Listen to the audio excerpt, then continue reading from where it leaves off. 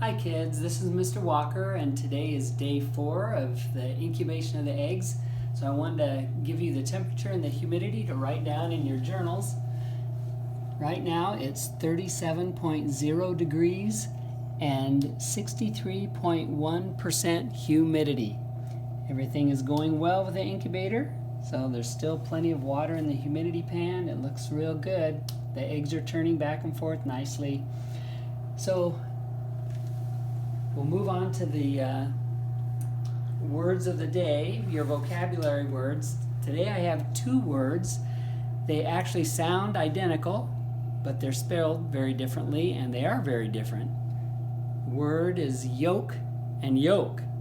So let's talk about Y-O-L-K, yolk, from a chicken egg.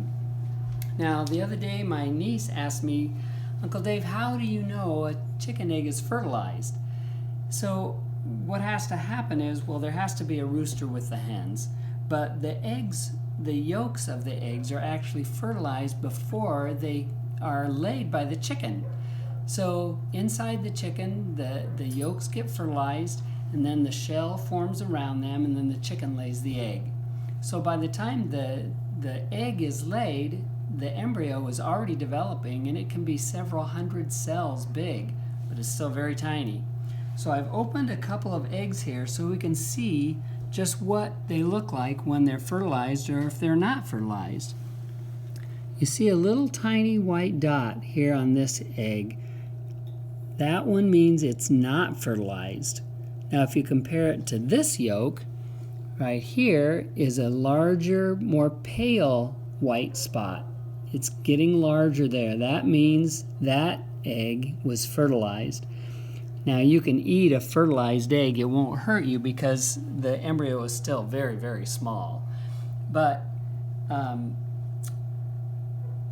once it starts developing, then we put it in the incubator, and that's when we can hatch our chicks.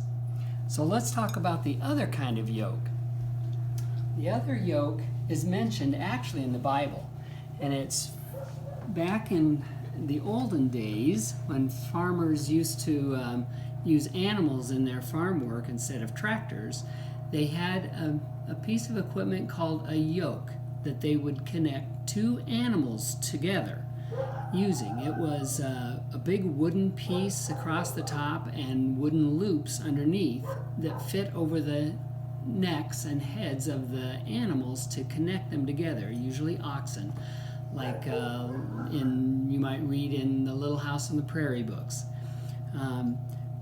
Once these animals were connected together with this yoke, they had extra power because they worked together to pull whatever implement it was that they were doing field work with, to plow the field or plant the field.